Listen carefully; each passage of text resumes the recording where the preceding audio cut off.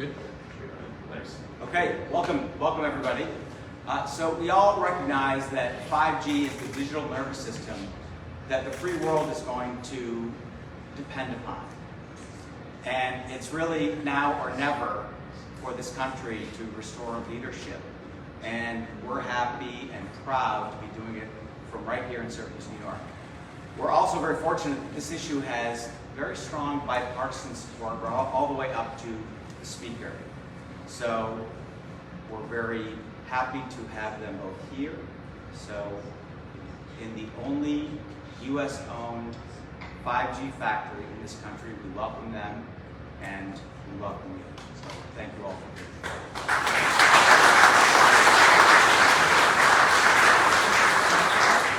I'm Brandon Williams, Congressman from New York 22, right here. This is my district. First, John, I want to thank you and JMA for investing in Central New York and being part of the innovation, not just for us here, but for all of America. And that's happening right here, so that's incredibly exciting. And I'm glad to partner with you, and thank you for having such a great team of people, but also for continuing to invest right here in Syracuse.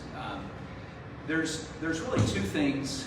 John touched on one, which is innovation in America. And you may know that with Micron, with other activities that are happening here, Syracuse is finding itself in the middle of a real renaissance of manufacturing that's critical so that our children and grandchildren will actually have careers and jobs. They have a reason to stay here. They have a reason to grow their families here. And JMA is a great partner for that. The other thing that's critical to understand about JMA and their leadership in 5G and their American leadership in 5G is that it's standing up to China. China has done everything possible to undermine technology leadership in America, and JMA Wireless, with their leadership in 5G, not only are they the only American company with this technology that gives us added comfort and security knowing that it's made here in America, but they're standing up to China by going after ways to recapture our leadership. So this is a critical part of pushing back against China. I want to introduce Kevin McCarthy. Speaker McCarthy has mobilized the House of Representatives to stand up to China through a special committee to look at China and the threat of the Chinese Communist Party. And he also is a pioneer in getting American manufacturing restarted and keeping our economy moving. And so it's really an honor and a privilege to have Speaker McCarthy visit us, and he's the main attraction here. So, Speaker, thank you, sir. Thank you. Thank you for your Well, first of all, it's great to be back in Syracuse, and I'm here for a number of reasons. But when Brandon and John told me about this facility, there's nowhere else in the country. Think about it. 5G and the importance of innovation in America, but the importance of innovation around the world. We know with innovation there's competition. And we've watched the competition around the world, especially with China, stealing our technology rights. The desire and need as we move forward to have American-made product in America by American workers. Investment to John and GMA is critical. So I'm here for a number of reasons, but I'm here because of what Syracuse is able to do. Brandon just did this background. And anyone who spends a few moments with him knows the intellectual capacity that he has. The way he thinks, and the engineering and background. This is the innovation. There's a reason why I think he represents Syracuse as well. The things that are happening here. But from a person who happens to be the Speaker of the House, what happens in Syracuse isn't just about Syracuse, it's about leading the nation. And that's why when I came here, we wanted to come here first. We want to make sure this continues to build out and grow. Because as GMA grows, America grows stronger, the world grows safer, and security is more important. One of the first things I created in becoming Speaker was a select committee on China. Because my concern is the dependency that America has on China and China products. We found what they have done when they're able to harbor a dependency or be able to collect monopolies. We data's not safe. They utilize it for government purposes. So we need to be able to have that freedom, and more importantly, the innovation to grow. And that's what's happening here today, and what we're finding for investing in the future. We're talking about the NDA and others. Who do we want to lead, China or America? Who do you feel safest with your products? All American-made products, or wall-made? Who's going to build us to the next future for the next generation? That with this innovation, especially with AI and others, to be able to enhance it, to grow the education system and others. I think right here we're going to be able to do that. So I'm excited about being a part of it. I'm excited about being back here today. I'm excited about what the future holds, especially from a federal end, what we're able to do. You know, I'm not just the only people to bring here.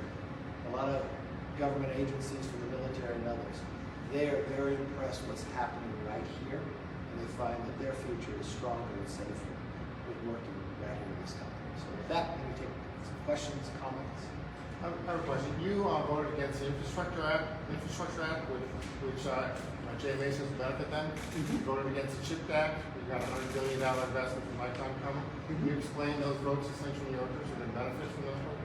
Well, that's a very easy explanation as you go through. I thought there was a different way to fund it. Very supportive of investing in technology into the future. We look right here as JMA using most of their own private investments. What you really want to do is set a structure that I don't want government controlling and picking the winners and losers. I actually like the private sector, exactly what JMA is doing. And they're enhancing it by governments putting some grants and others. That's a capability, but it's their investment, their first $50 million that they decided themselves that created something and now government can be a part of. Yes? With Yes. This Congressman Williams here in this district, how important is this? How important is his presence to retain the House majority for the Republicans next year? Well, I don't look at it maintaining the House Republicans. I look at it what's best for America. I mean, think about what's happening in Syracuse. You see the change. You walk around this facility. This facility is no other place in the world. You want a member that understands technology. Look at his background, even in the private sector, what he was doing in technology and his business before he became a member of Congress, his background in Navy and subs and others. I will tell you, in Congress, we turned to him to ask a lot of the very difficult questions because with his own private sector background, he's further advanced and knows what's happening. So he's able to lay out when it comes to policy. When we're going through the NDAA, how to set up the structure that America is in a stronger place, especially with this technology going.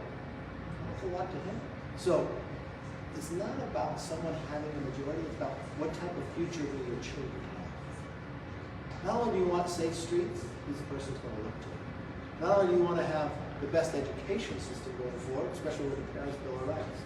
That's what Brandon's going to look to. But the technology to build on the next to be able to compete with China. A lot of people would say, oh, then let's go live in Silicon Valley. He's bringing the Silicon Valley here to this district. And I think that ability, but also his ability to work across the lines, work across the aisle that he does, working with Democrats and Republicans on what's the best for the district. That's the character of what you want to look to. And service-oriented. He's already proven it from what he's been able to do in the Navy and in the submarines. He's willing to risk his own life for people he hasn't met. Now he's willing to give up very successful business to serve again.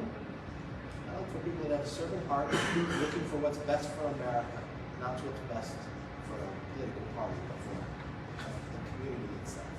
Yes? Mr. Speaker, do you think Congress should be doing more to help New York with the influx of asylum seekers that we've seen over the last couple of years? Well, I think some of our biggest challenges is the border itself. You know, just in this month of February, we caught more people on the terrorist watch list than we did for the entire 4 years prior. And we all know what a few individuals that have a different mindset can do to our country. And think about it. It's not easy to get on the terrorist watch list. We're not coming from a few countries in Central America. We have now found the challenges of what's happening around we look from New York City itself. New York City is a long way from the border, but now they're challenged by having a And then what I really look to every community is the fentanyl. You know, today, 300 Americans will be poisoned and die from the fentanyl that's coming across that border. That's the equivalent of a full airliner crashing. But that airliner will crash today, tomorrow, and the next day. If an airliner crashed, we'd all wake up and say, what are we doing for our safety? So we've got to have a secure border.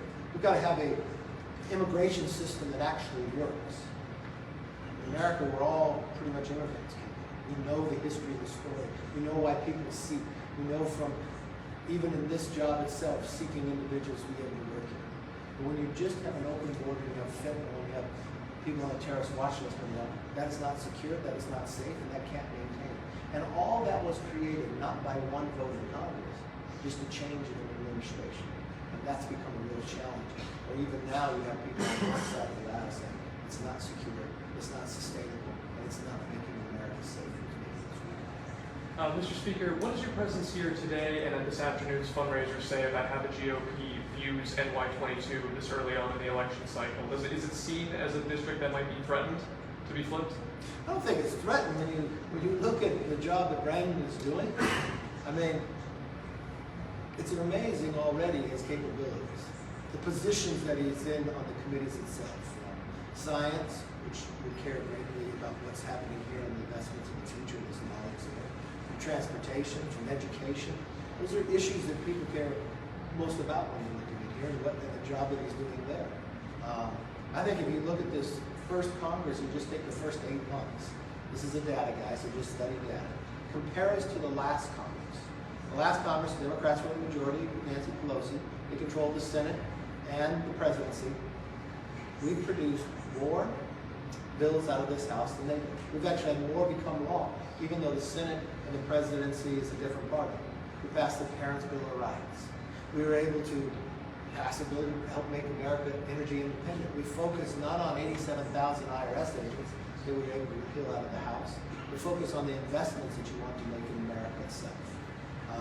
Numerous bills, one after the other. And I think people are looking for that policy and that direction. A subcommittee on China, knowing really where did COVID come from, holding government accountable.